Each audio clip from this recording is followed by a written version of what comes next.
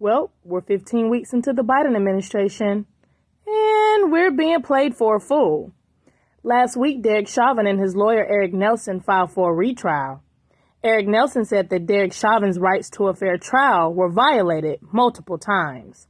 Number one, by not allowing the trial to move outside of Minneapolis.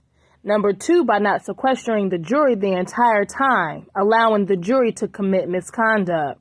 And number three, he believes the outside opinions of government officials had a hand in the jury's decision, and he wants a hearing to overthrow the verdict.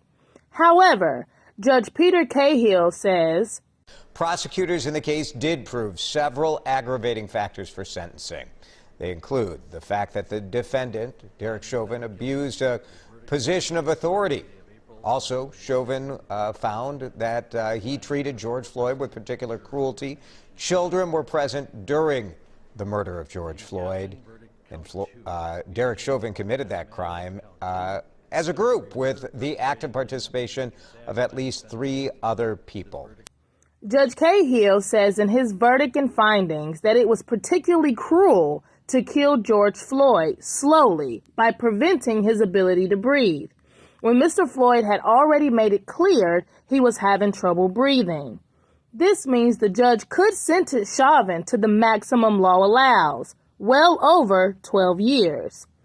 Sentencing for Derek Chauvin is June 16th, but has since been pushed back to June 25th for further review. This is really touch and go at this point, but all I know is if this verdict is overturned, the shit is gonna hit the fan and someone about to lose their job. You about to lose your job. You about to lose your job. Get this dance. And right now isn't the best time to be without a job. Or is it? Biden promised he would create so many job opportunities in his first 100 days. Now call me crazy, but I was thinking the influx in job availability was going to be from creating new jobs, and not because people were dropping out of the workforce to get on unemployment. 40% of businesses can't find workers because they all have left for higher paying unemployment. Businesses are desperately hiring, but people are refusing to work. Joe Biden says, we're going to make it clear that anyone collecting unemployment who is offered a suitable job must take the job or lose their unemployment benefits. There are a few COVID-19 related exceptions, so that people aren't forced to choose between their basic safety and a paycheck. But how will you know? Many states are not requiring job search to be eligible for unemployment, and if one feels like their safety is in jeopardy, they can still decline work. 22 million Americans lost their jobs due to COVID. Biden claims that he has added over 1.5 million jobs back in his first 100 days. Yet employers only reported 266,000 individuals returned back to work in April. People better use their head and stop playing these games. There are over 10,000 immigrants at the border who would be happy to take those jobs and would do it for half of the pay. If employers start hiring migrants and replace lazy-ass American workers and then unemployment runs out, then where does that leave you? Yep, that's right. Broke, busted, and disgusted.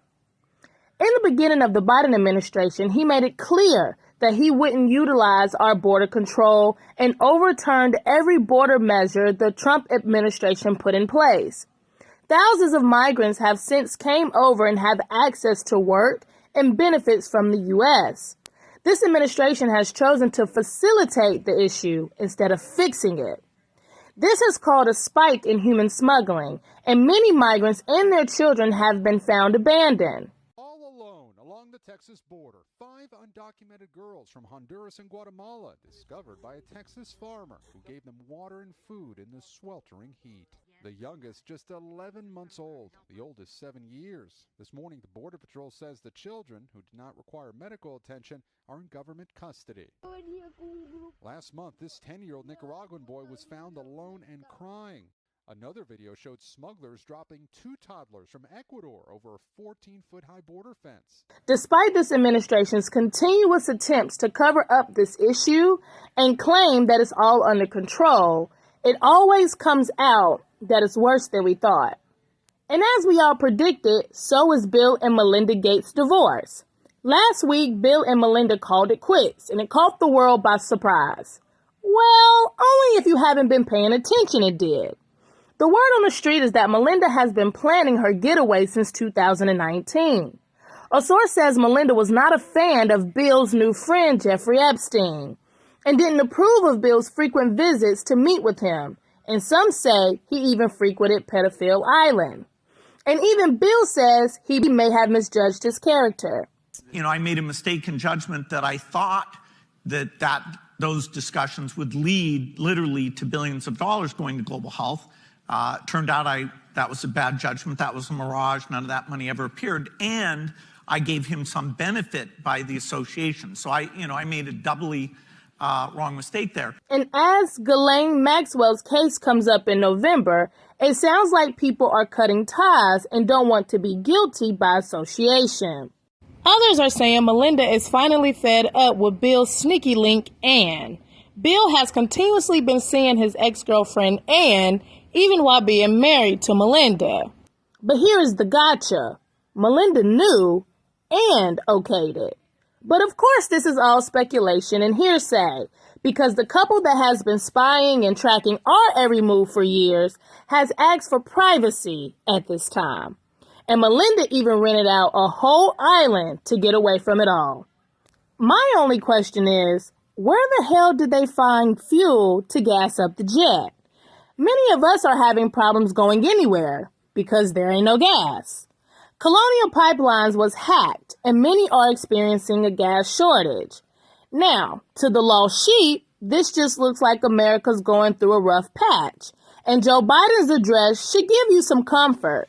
The Department of Energy is working directly with Colonial to get the pipelines back online and operating at full capacity as quickly and safely as possible.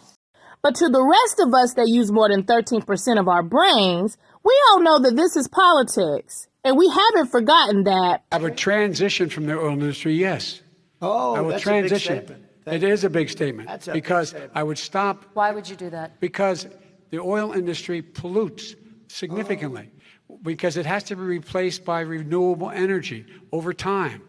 And I'd stop giving to the oil industry, I'd stop giving them federal subsidies.